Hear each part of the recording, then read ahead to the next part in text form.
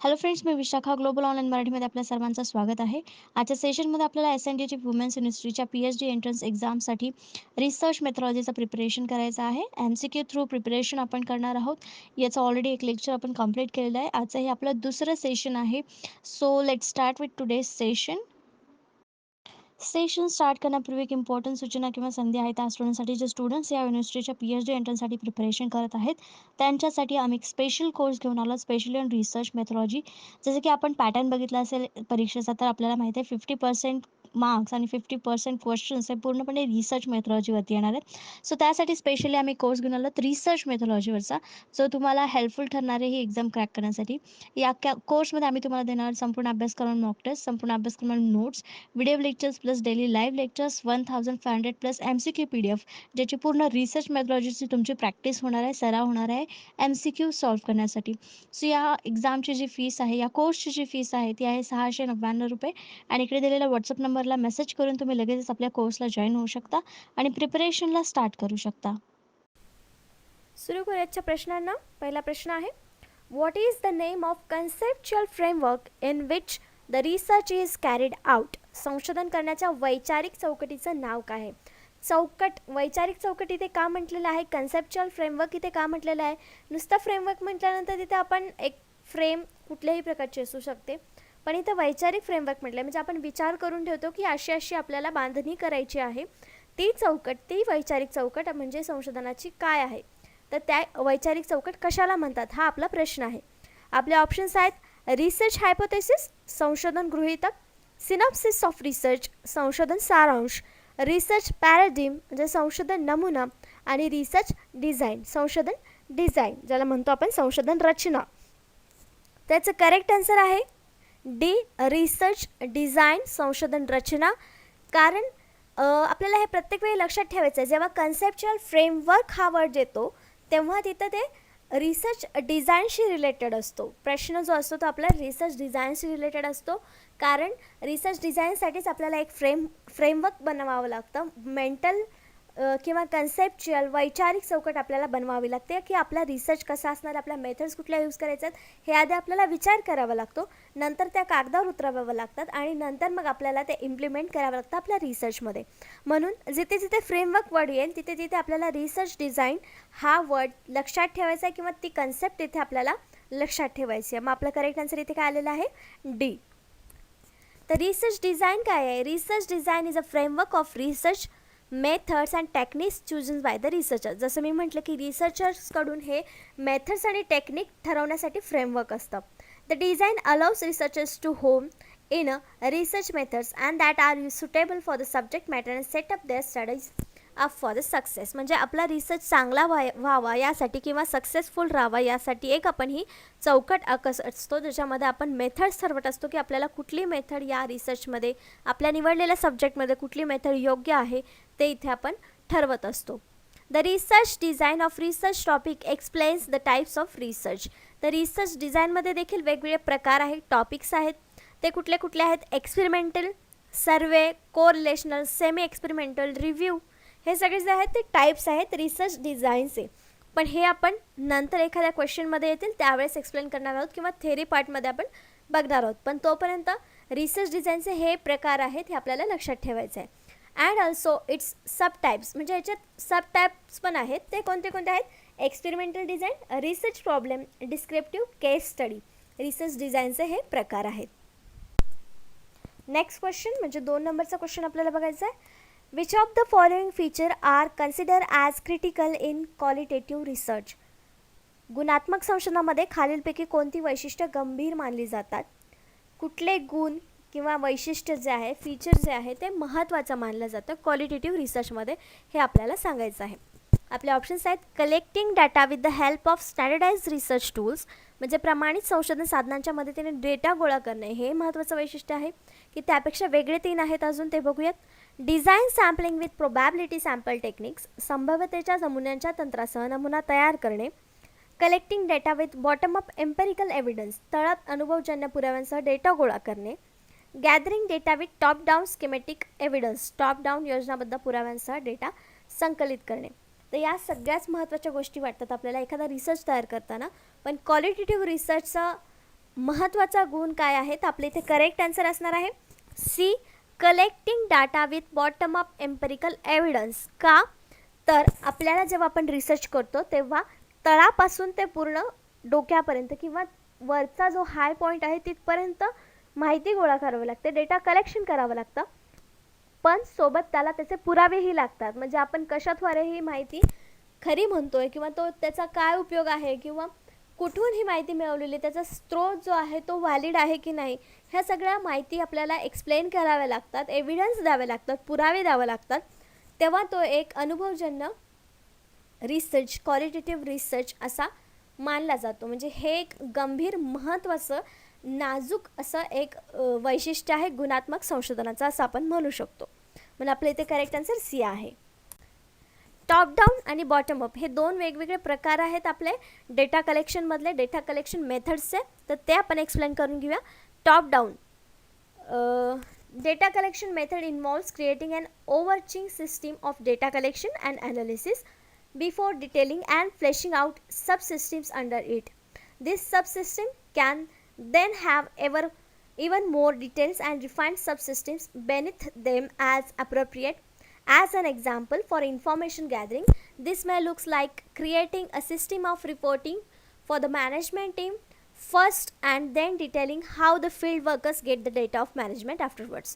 तर टॉप डाऊनमध्ये कसं आहे, जसं मी बॉटम अप सिस्टीममध्ये काय आहे की तळापासून ते वरपर्यंत आपल्याला डेटा कलेक्शन करायचा असतो. तर या उलट टॉप डाऊनमध्ये आहे म्हणजे सुरुवातीपासून ते तळापर्यंत. जसं एक उदाहरण त्यांनी दिलेलं आहे आपल्याला की एक मॅनेजमेंट टीम आहे ज्याच्यामध्ये मॅनेजर सगळ्यात वरती आहे. डेटा कलेक्शन करताना मॅनेजरला सगळ्यात वरती धरावं लागेल, त्याला आधी विचारावं लागेल, आपली माहिती घ्यावी लागेल त्याच्याकडून. त्यानंतर मग जे काही वर्कर्स आहेत, मॅनेजर, नंतर ज्युनियर मॅनेजर, जे काय आहेत वर्कर्स आहेत, एम्प्लॉई आहे, एंट्रन आहेत, असे वेगवेगळे प्रकार असतात. मग त्यांचासुद्धा समावेश त्याच्यामध्ये होतो, पण कसा टॉप डाऊन म्हणजे मॅनेजरपासून ते एंटर्नपर्यंत. नंतर काय आहे बॉटम अप. जसं टॉप डाऊन आहे तसंच बॉटम अप आहे. मग बॉटम अपमध्ये काय असणार आहे तर वर्करपासून स्टार्टिंग करणार आपण ते मॅनेजरपर्यंत पोहोचणार डेटा कलेक्शनच्या मेथडमध्ये. तरी पण आपण बघूया bottom up data collection methods involve piecing together system at the field level to give rise to more complex system further up the information ladder, in the process making this original system subsystem within the final design. This requires the elementary of bottom rung systems to be splashed out in a great detail before connecting them together to form the largest system. Using the information gathering example, this would look like first creating a data gathering model for the field worker and then deciding how the data will be transferred to the management team. त्याच्यामध्येच आपण जसं सांगितलं की मॅनेजमेंटचे एक उदाहरण घेतलं, तसेच इथे वर्करपासून स्टार्ट केलं आणि मॅनेजमेंट टीमपर्यंत आपण पोहोचलो बॉटम अप सिस्टीममध्ये. हे दोन वेगवेगळे डेटा कलेक्शनच्या मेथड आहेत, top down and bottom up. Next question third नंबरचा, how is random sampling helpful. यादृच्छिक सॅम्पलिंग कसे उपयुक्त आहे. आपल्याला माहिती आहे की सॅम्पलिंगचे वेगवेगळे प्रकार आहेत प्रोबॅबिलिटी आणि नॉन प्रोबॅबिलिटी सॅम्पलिंगमध्ये. तर हा एक प्रकार आहे रँडम सॅम्पलिंग. तो कसा उपयुक्त ठरतो. आपले ऑप्शन्स आहेत रिजनेबली ॲक्युरेट, अगदी अचूक असतो म्हणून. And economical method of data collection, data collection करण्याची एक आर्थिक पद्धत आहे. फ्री फ्रॉम पर्सनल बायस, वैयक्तिक पक्षपातीपासून मुक्त आहे. आणि D all of the above आहे. तर इथे रँडम सॅम्पलिंग म्हणजे काय की रँडम एखादा म्हणजे कुठलाही एक सॅम्पल निवडायचा, जो अवेलेबल असेल त्याच्यातून कुठलाही एखादा आपल्याला निवडायचा आहे सॅम्पल. म्हणजे समजा 10 व्यक्ती आहेत जे आपल्याला एखादा गोष्ट म्हणजे शाळेतल्या शिक्षणाविषयी आपल्याला डेटा कलेक्शन करताना त्यांचं मत काय आहे हे आपल्याला जर गोळा करायचं असेल तर त्यामध्ये 10 व्यक्तींची मतं वेगवेगळी असतील. मग 10 मतांची 10 सॅम्पल्स घेण्याची गरज नाही आहे. त्यातले आपण 3-4 घेतले, एक 2 नंबरचा, नंतर 5 नंबरचा, नंतर 7 नंबरचा, असे 2-4 जर सॅम्पल घेतले तर ते रँडम सॅम्पलिंग होणार. 10च्या 10 न घेता त्यातले फक्त सिलेक्टिव्ह रँडम सॅम्पल्स आपण सॅम्पलिंगसाठी घेणार आहोत रिसर्चसाठी. त्याला आपण रँडम सॅम्पलिंग म्हणतो. याला आपण डिटेलमध्ये बघू, पण याचं करेक्ट आन्सर आहे D all of the above. का तर रँडम सॅम्पलिंग जसं मी सांगितलं की जे अवेलेबल आहेत त्याच्यातून आपल्याला निवडायचे असतात म्हणून ते अगदी अचूक देखील असतात. अँड इकॉनॉमिकल मेथड आहे म्हणजे डेटा संकलनाची एक आर्थिक पद्धत आहे, कारण त्याच्यामध्ये जास्त सर्च करावं लागत नाही किंवा ट्रॅव्हलिंग खर्च आपल्याला तिथे पडत नाही, म्हणून ही एक आर्थिक म्हणजे कमी पैशामध्ये होणारी सॅम्पलिंग आहे. फ्री फ्रॉम पर्सनल बायस, वैयक्तिक पक्षपातीपासून मुक्त आहे, कारण कुठलाही एखादा व्यक्ती घेतो तिथे आपलं मत नसणार आहे, जो व्यक्ती समोर आपल्याला येणार आहे ती सॅम्पलिंगसाठी आपल्याला उपयोगी येणार आहे. म्हणून इथे तिन्ही ऑप्शन्स जे आहेत आपले ते करेक्ट आहेत, तिथे आपल्याला उपयुक्त आहेत. म्हणून आपलं करेक्ट आन्सर तिथे आलेला आहे D, all of the above, वरील सर्व. Random sampling is a part of sampling technique in which a sample has equal probability of being chosen. A sample chosen randomly is meant to be an unbiased representation of total population. जे वैशिष्ट्य आपण आपल्या प्रश्नाच्या ऑप्शन्समध्ये बघितली तीच वैशिष्ट्य आपल्याला इथे सांगितलेलं आहेत रँडम सॅम्पलिंगची, की हे एक टेक्निक आहे जे प्रोबॅबिलिटी, इक्वल प्रोबॅबिलिटी असते, म्हणजे कुठल्याही व्यक्तीची निवड होण्याची याच्यामध्ये शक्यता असते, की फक्त एकाच ग्रुपचा व्यक्ती तिथे आला पाहिजे असं नाही, तर तिथे प्रोबॅबली रँडमली आपण व्यक्ती सिलेक्ट करू शकतो रिसर्चसाठी सॅम्पल म्हणून. पण याचाच अर्थ हे कशामुळे, म्हणजे अनबायस असण्याचे, पक्षपातीपणा इथे होऊ शकत नाही, कारण ते आपण रँडमली चॉईस करतो. अशा प्रकारे रँडम सॅम्पलिंग आपण एक्सप्लेन करू शकतो की रँडम सॅम्पलिंग काय आहे. ते एक टेक्निक आहे प्रोबॅबिलिटी सॅम्पलिंगचं. प्रोबॅबली त्याच्यामध्ये चूज होऊ शकतात एक सॅम्पल्स आणि अनबायस असतं. नेक्स्ट क्वेश्चन बघतो आपण 4 नंबरचा. A research intents to explore the result of possible factors for the organization of effective mid day meal intervention which research method will be the most appropriate for this study. एक संशोधन प्रभावीपणे mid day जेवण हस्तक्षेपांच्या संस्थेच्या संभाव्य घटकांच्या परिणामांचा शोध घेण्याचा विचार करते. तर या अभ्यासासाठी कोणती संशोधन पद्धत सर्वात योग्य असेल, असा आपला प्रश्न आहे. आपल्याला मिड डे मील माहिती आहे. मिड डे मील जी स्कीम होती, स्कूल्समध्ये जे स्टुडंट्स आहेत त्यांना पोषक आहार मिळावा यासाठी स्कूलमध्ये इंटरव्हलमध्ये जेवण दिलं जायचं. आता लॉकडाऊनमुळे शाळा तर बंद आहेत, पण त्यांच्या अंतर्गतच काही स्टुडंट्सच्या अकाउंटवरती पैसे जमा करण्याची स्कीम गव्हर्नमेंटने काढलेली आहे. मिड डे मीलच्या बदल्यात म्हणता येईल किंवा त्याच्या अंतर्गत म्हणता येईल. पण हे मिड डे मीलचं जेव्हा आपल्याला परिणामांचा अभ्यास करायचा आहे तेव्हा कुठली संशोधन पद्धत आपल्याला इथे योग्य ठरणार आहे हे सांगायचं आहे. तर ऑप्शन्स आहेत डिस्क्रिप्टिव्ह सर्वे मेथड्स, वर्णनात्मक सर्वेक्षण पद्धत, हिस्टोरिकल मेथड, ऐतिहासिक पद्धत, एक्स पोस्ट फॅक्टो मेथड, आधीची post facto method, experimental method, प्रायोगिक पद्धत. तर इथे करेक्ट आन्सर आहे आपला C, ex post facto method. Ex post facto method इथे का आलं आपलं आन्सर, कारण इथे एक स्कीम लागू झालेली आहे ऑलरेडी, त्याच्यावरती काम चालू आहे, पण त्याच्या परिणामांचा अभ्यास आपण फ्युचरमध्ये करतो आहे. मग त्याच्या परिणामांचा अभ्यास आपण करतो आहे, तर तो एक्स पोस्ट फॅक्टो मेथड असणार आहे, एक्स पोस्ट फॅक्टो रिसर्च असणार आहे. म्हणून आपल्या इथे करेक्ट आन्सर सी आलेला आहे. मग आपण बोलू शकतो की हिस्टोरिकल मेथड का नाही, ती हिस्ट्री नाही आहे, घडून गेलेली घटना नाही आहे, कंटिन्यू होती आहे, पण आधीपासून होती आहे, त्याच्या परिणामांचा अभ्यास करतोय आपण, म्हणून ते एक्स पोस्ट फॅक्टो मेथड इथे आहे. Ex post facto study or after the fact research is category of research design in which the investigation starts after the fact has occurred without interference from the researchers. The majority of social research in context which it is not possible to acceptable to the manipulate and characteristics of human participants is based on ex post facto research design. त्या x post फॅक्टोचं वैशिष्ट्य असं आहे की हे fact जसेच्या तसं मांडतं, ह्याच्यामध्ये human interference काय नसतो किंवा होण्याचे चान्सेस हे कमी असतात. म्हणजे आपली मिड डे मीलची जी स्कीम आहे त्याचा परिणाम आपल्याला आत्ता या प्रेझेंट डेमध्ये दिसतोय आणि आपण मागच्या एक्स पोस्ट फॅक्टोवरून त्याचे परिणाम काढतोय, म्हणजे त्याच्यामध्ये कुठलाच इंटरफेरन्स नसणार आहे. जो ऑलरेडी त्याच्यावरचा परिणाम दिसून आलेला आहे तोच आपल्याला इथे आपल्या रिसर्चमध्ये मांडावा लागणार आहे. कुठलाही व्यक्ती किंवा व्हेरिएबल त्याच्यामध्ये मॅनिप्युलेशन करू शकत नाही, हे त्याचं कॅरेक्टरिस्टिक्स आहे. अशा प्रकारे आपण एक्स पोस्ट फॅक्टो काय आहे किंवा x post facto research design काय आहे हे आपण सांगू शकतो. नेक्स्ट क्वेश्चन आहे 5th नंबरचा. In order to pursue the research, which of the following is priorly required? संशोधनासाठी पुढीलपैकी कोणत्या गोष्टीची पूर्तता करणे आवश्यक आहे, म्हणजे संशोधनासाठी खालीलपैकी कुठली गोष्ट सर्वात आवश्यक आहे. ऑप्शन्स आहेत डेव्हलपिंग अ रिसर्च डिझाईन, संशोधन डिझाईन विकसित करणे, फॉर्म्युलेटिंग अ रिसर्च क्वेश्चन, संशोधन प्रश्न तयार करीत आहे, deciding about the data analysis procedure, data विश्लेषण प्रक्रियेबद्दल निर्णय घेत आहे, फॉर्म्युलेटिंग अ रिसर्च हायपोथेसिस, संशोधक गृहीतक बनवणे. तर इथे आपल्याला कुठली गोष्ट सर्वात आवश्यक आहे हा प्रश्न आहे. तर हायपोथेसिस, डेटा ॲनालिसिस ह्या सगळ्या नंतरच्या स्टेप्स आहेत, रिसर्चच्या. पण सगळ्यात पहिले आपल्याला डिझाईनच्या पण अगोदर आपल्याला क्वेश्चन पाहिजे, कारण समस्याच नसेल आपल्यासमोर, आपल्याकडे समस्या नसेल तर आपण रिसर्च कशावर करणार, हो ना. म्हणून तिथे क्वेश्चन आपल्याला आधी फॉर्म करता आला पाहिजे, प्रश्न तयार करता आला पाहिजे. म्हणजे ही आपली सगळ्यात बेसिक नीड आहे रिसर्चसाठीची. मग इथं आपलं करेक्ट आन्सर काय येणार आहे? बी, फॉर्मॅटिंग अ रिसर्च क्वेश्चन, संशोधन प्रश्न तयार करत आहे. हा आपला इथे आवश्यक घटक आहे संशोधनासाठीचा. What is a research problem? Research problem म्हणजे काय? It refers to some difficulty which a researcher experience in the context of either theoretical or practical situation and wants to obtain a solution for the same. A research problem can be simply defined as a statement that identifies the problem or situation to be studied. तर research problem म्हणजे थोडक्यात इथे सांगितलेलं आहे की एक problem आहे, solution शोधायचं आहे त्याच्यावरती. मग ते सोल्युशन काय असणार? आपलं रिसर्च असणार आहे. तर रिसर्च प्रॉब्लेमला आपण स्टेटमेंट म्हणून घेऊ शकतो, ज्याच्यावर आपल्याला सोल्युशन शोधायचं आहे. कुठल्याही सिच्युएशनचा प्रॉब्लेम सॉल्व्ह करण्यासाठी ते स्टेटमेंट आवश्यक असतं.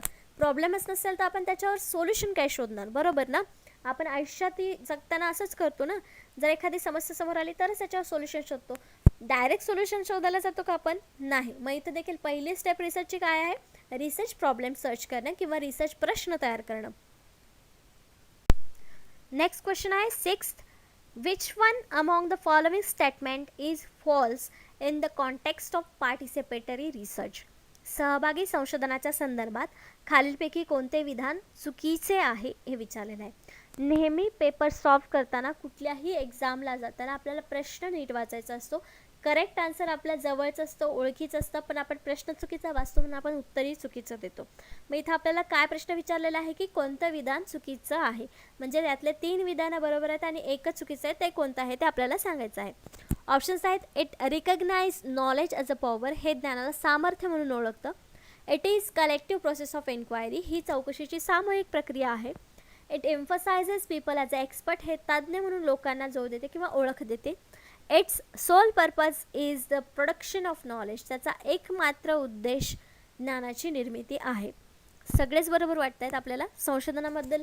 हे सगळे जे वाक्य आहेत ती सगळीच बरोबर वाटत आहेत, पण यातला एक चुकीचं आहे आणि ते आन्सर आहे डी, इट्स सोल. सोल जो आहे तो चुकीचा वर्ड आहे इथे. It's purpose is to production of knowledge, हे आन्सर आपलं विधान स्टेटमेंट बरोबर झालं असतं, पण आपला इथं इट्स सोल पर्पज म्हटलेलं आहे, म्हणजे एकमात्र उद्देश दिलेला आहे. तर याचा एकमात्र उद्देश हा नाही, याचे अनेक उद्देश आहेत. जे आपण वरती बघितले ते सुद्धा त्याचे उद्देशच आहेत असं आपण म्हणू शकतो. म्हणून आपल्या इथं करेक्ट आन्सर काय आलेलं आहे? डी, हे विधान चुकीचं आहे. सहभागी संशोधन पार्टिसिपेटरी रिसर्चच्या रिलेशन कॉन्टेक्स्टमध्ये. The researcher work with the members of the community to understand and resolve the community problems, to empower community members and to democratize research. The methods of participatory research includes group discussions of personal experience, interviews, surveys, analysis and public documents. तर participatory research म्हणजे आपल्याला माहिती आहे की सगळे participate करून तिथं research होतो आणि त्यामध्ये कुठल्या कुठल्या मेथड्स यूज होतात. तर group discussion, personal experience, interviews, surveys, analysis of public documents, या सगळ्याचा तिथे वापर होतो पार्टिसिपेटरी रिसर्चमध्ये. नेक्स्ट क्वेश्चन आहे 7th नंबरचा. What does the longitudinal research approach actually deal with? रेखांशाचा संशोधन दृष्टिकोन प्रत्यक्षात कशाचा सामना करतो? ऑप्शन्स आहेत. लॉंग टर्म रिसर्च, दीर्घकालीन संशोधन, शॉर्ट टर्म रिसर्च, अल्पकालीन संशोधन, हॉरिझॉन्टल रिसर्च, क्षैतिज संशोधन, नन ऑफ द अबोव, वरीलपैकी काहीही नाही. त्याचं करेक्ट आन्सर आहे ए, लॉंग टर्म रिसर्च, दीर्घकालीन संशोधन. का ते आपण समजून घेऊया. तर लॉन्जिट्युडिनल रिसर्च जो आहे, अप्रोच जो आहे, तो कसा आहे की एका विषयावर अनेक वर्ष अभ्यास करायचा एका ठराविक गॅपने किंवा एका ठराविक कालावधीमध्ये, त्याला आपण लॉन्जिट्युडिनल रिसर्च असं म्हणतो. मग ही कशी टर्म झाली? ही एक लॉंग टर्म रिसर्च प्रोसेस झालेली आहे. म्हणून इथं आपलं करेक्ट आन्सर काय आलेलं आहे? A, long term research. A longitudinal study is a type of correlational study that involves looking at variables over the extended period of time. तर याच्यामध्ये काय सांगितलेलं आहे की एकाच व्हेरिएबलवर बराच काळ आपण संशोधन किंवा स्टडी करत असतो. This research can take place over the period of weeks, months or even years. तर हा कालावधी काही आठवड्यांचा असू शकतो, काही महिन्यांचा असू शकतो, तर काही वेळेस हा काही वर्षांचा देखील असू शकतो. In some cases longitudinal studies can last several decades. काही वेळेस लॉन्जिट्युडिनल स्टडीज करताना डिकेड्स म्हणजे 10 वर्ष देखील डिकेड्समध्ये हा स्टडी केला जाऊ शकतो लॉन्जिट्युडिनल स्टडीमध्ये. म्हणून याला आपण काय म्हणतो, लॉंग टर्म रिसर्च असं म्हणतो. आपलं करेक्ट आन्सर तिथं ए आलं होतं, long term research. Next question आहे 8th नंबरचा. Evaluation research is concern with dash dash. मूल्यांकन संशोधन डॅश डॅशशी संबंधित आहे. कशाशी संबंधित आहे? आपले ऑप्शन्स आहेत how well are we doing म्हणजे आपण किती चांगले करत आहोत, वाय आर वी डुईंग आपण का करत आहोत, व्हॉट आर वी डुईंग आपण काय करत आहोत, आणि दी नन ऑफ दी अबो. तर इव्हॅल्युएशन या वर्डवरूनच आपल्याला समजायला पाहिजे की आपण इव्हॅल्युएशन म्हणजे काय करतो, तर मूल्यांकन करतो स्वतःचं. एक्झाम्स वगैरे होतात त्याच्यामध्ये देखील इव्हॅल्युएशन होतं, म्हणजे तुमचं ज्ञान किती आहे हे मोजलं जातं, मूल्यांकन केलं जातं. म्हणजेच इथं आपलं करेक्ट आन्सर काय असणार आहे, A how well are we doing. इव्हॅल्युएशनचा मेन मोटो काय आहे, कन्सर्न काय आहे की आपण किती चांगल्या प्रकारे काम करत आहोत किंवा आपण जे करत आहोत ते किती चांगल्या प्रकारे करत आहोत याच्यावरती ते इव्हॅल्युएशन रिसर्च असतो, कन्सर्न असतो. Evaluation research is defined as a form of disciplined and systematic inquiry that is carried out to arrive at the assessment and appraisal of the object, program, practice, activity or the system with the purpose of providing information that will be used of decision making. तर evaluation research कशासाठी होतो, त्याच्यामध्ये आपल्याला price देण्यासाठी, ऑब्जेक्टला praise करण्यासाठी, appraisal देण्यासाठी, activity किती चांगली झाली हे बघण्यासाठी, सिस्टीमचा पर्पज जो आहे तो झाला की नाही फुलफिल हे बघण्यासाठी आपण इव्हॅल्युएशन रिसर्च करत असतो. किंवा त्याचा उपयोग आपल्याला डिसिजन मेकिंगसाठी देखील होतो. जसं की उदाहरणार्थ नवीन मशीन्स जर बाजारात आले असतील तर त्याचं इव्हॅल्युएशन होतं, मग ती मशीन योग्य आहे की नाही किंवा त्याच्यामध्ये आणखीन काही सुधारणा पाहिजेत यावरती डिसिजन घेण्यासाठी, डिसिजन मेकिंगसाठी हे इव्हॅल्युएशन रिसर्च आपल्याला उपयोगी पडते. नेक्स्ट क्वेश्चन बघूया 9th नंबरचा. Which of the following does not correspond to the characteristics of research? पुढीलपैकी कोणते संशोधनाच्या वैशिष्ट्याशी संबंधित नाही? ऑप्शन्स आहेत रिसर्च इज नॉट पॅसिव्ह, संशोधन निष्क्रिय नाही. रिसर्च इज अ सिस्टमॅटिक, संशोधन पद्धतशीर आहे. Research is not a problem oriented, संशोधन ही समस्या प्रधान नाही. Research is a not process, संशोधन ही एक प्रक्रिया नाही. त्याच्यामध्ये वैशिष्ट्य आहेत सगळी, ही सगळी जी आहेत ती वैशिष्ट्य आहेत संशोधनाची. संशोधन का व्हावं किंवा कशासाठी केलं जातं किंवा त्याच्यामध्ये काय वैशिष्ट्य असतात म्हणजे ते संशोधन आहे हे आपण ओळखू शकतो. तर एक एक आपण बघूया ज्याच्यामध्ये आपल्याला एक संबंधित नाही असं ओळखायचं आहे. तर research is a not passive, संशोधन निष्क्रिय नाही. बरोबर आहे ना, संशोधन आपलं ॲक्टिव्ह असतं, त्याच्यामध्ये सतत काहीतरी क्रिया करावी लागते म्हणजे ते ॲक्टिव्ह असतं. निष्क्रिय नाही म्हणजे ते ॲक्टिव्ह आहे. म्हणजे इथं आपलं हे पहिलं वाक्य जे आहे, फर्स्ट स्टेटमेंट जे आहे ते करेक्ट आहे. नेक्स्ट आहे रिसर्च इज अ सिस्टमॅटिक, संशोधन पद्धतशीर आहे. बरोबर, त्याच्या वेगवेगळ्या स्टेप्स आहेत, मेथड्स आहेत म्हणून ते एक पद्धतशीर आहे संशोधन. Research is a not problem oriented, संशोधन ही समस्या प्रधान नाही, प्रॉब्लेम ओरिएंटेड नाही. प्रॉब्लेम आपल्याला लागतो पण कशासाठी, सोल्युशन शोधण्यासाठी. म्हणून आपलं हे देखील करेक्ट आन्सर आहे. मग नेक्स्ट जे आहे ते रिसर्च इज नॉट प्रोसेस, संशोधन ही एक प्रक्रिया नाही. मग हेच जे वैशिष्ट्य आहे ते आपलं करेक्ट आन्सर आहे D, research is not process, संशोधन ही एक प्रक्रिया नाही. कारण हे सिस्टमॅटिक आहे, पद्धतशीर आहे, निष्क्रिय नाही. म्हणजेच ही एक प्रोसेस आहे, त्याच्यामध्ये वेगवेगळ्या प्रोसेसने स्टेप्सने आपल्याला ती क्रिया सतत करावी लागते.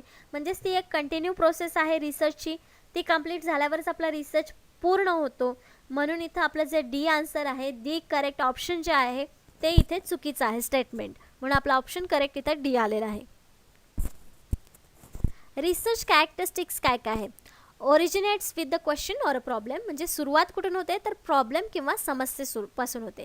रिक्वायर्स क्लिअर आर्टिक्युलेशन ऑफ गोल्स, म्हणजे जे काय आपले ध्येय आहेत त्याच्यासाठी हे क्लिअर विजन असलं पाहिजे, आपलं गोल्स काय आहेत ते क्लिअर असले पाहिजेत रिसर्चसाठी. फॉलोज अ स्पेसिफिक प्लॅन और प्रोसिजर. सिस्टमॅटिक प्लॅन आणि प्रोसिजर तिथं फॉलो केली तर आपण रिसर्चपर्यंत पोहोचतो. Often divides main problem into sub problems. तर ह्याच्यामध्ये रिसर्चचा अजून एक कॅरेक्टरिस्टिक्स काय आहेत तर मेन प्रॉब्लेम आणि त्याच्यानंतर त्याचे सब प्रॉब्लेम्स काय आहेत. जसे की आपण म्हणतो की पाण्याचा प्रॉब्लेम आहे, हा मेन प्रॉब्लेम झाला. सब प्रॉब्लेम्समध्ये काय ना, त्याचं पाणी कमी आहे की जास्त आहे, म्हणजे हिमालयामधला बर्फ वितळतोय ते पाणी जास्त होणार आहे. आणि दुसरा प्रॉब्लेम काय असणार तर एकीकडे प्यायचं पाणी लोकांना मिळत नाही आहे. हे दोन सब प्रॉब्लेम्स असणार आहेत मेन प्रॉब्लेमचे. हे देखील एक रिसर्चचं कॅरेक्टरिस्टिक्स आहे. Guided by the specific problem, question or the hypothesis. तर ते एक स्पेसिफिक प्रॉब्लेम जो आहे तो क्वेश्चन, हायपोथेसिस या गोष्टींनी दर्शवतो किंवा गाईड करत असतो. Accept certain critical assumptions. आपण काही काही अझम्पशन्स करत असतो रिसर्चमध्ये, हे एक आपलं कॅरेक्टरिस्टिक्स आहे. Requires collection and interpretation of data. ह्याच्यामध्ये कलेक्शन डेटाचं आणि इंटरप्रिटेशन डेटाचं आवश्यक असतं, कारण त्यावरच आपला रिसर्च खरा किती आहे, व्हॅलिड किती आहे हा ठरत असतो. तर अशी काही आपली रिसर्चचे कॅरेक्टरिस्टिक्स म्हणजे रिसर्चची वैशिष्ट्ये आहेत ती आपण एक्सप्लेन करू शकतो. नेक्स्ट क्वेश्चन 10वा. Which of the following options are the main task of research in modern society. आधुनिक समाजातील संशोधनाची मुख्य कामे कोणती आहेत किंवा मुख्य कार्य कोणते आहेत. Options: to learn new things, नवीन गोष्टी शिकण्यासाठी. To keep pace with the advancement in knowledge, ज्ञानाच्या प्रगतीमध्ये गती ठेवण्यासाठी.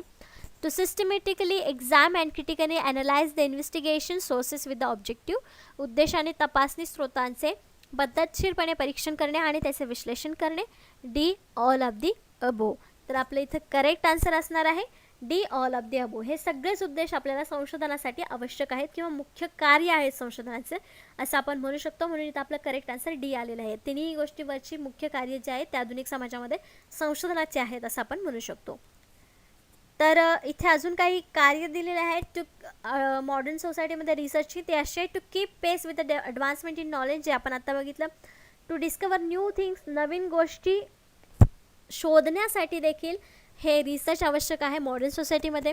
To write critique in the earlier writings, म्हणजे जे काय आधी जास्त गोष्टी झालेल्या आहेत त्याच्यावरती क्रिटिक गोष्टी लिहिण्यासाठी नवीन मॉडर्न सोसायटीमध्ये हे संशोधन होणं गरजेचं आहे.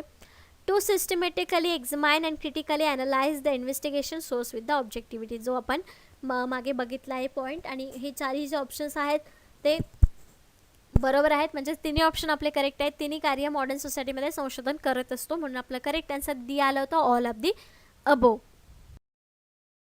थँक्यू.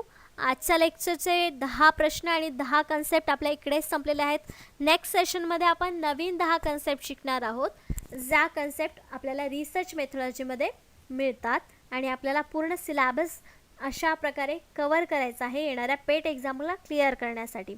आजच्या सेशनसाठी थँक्यू.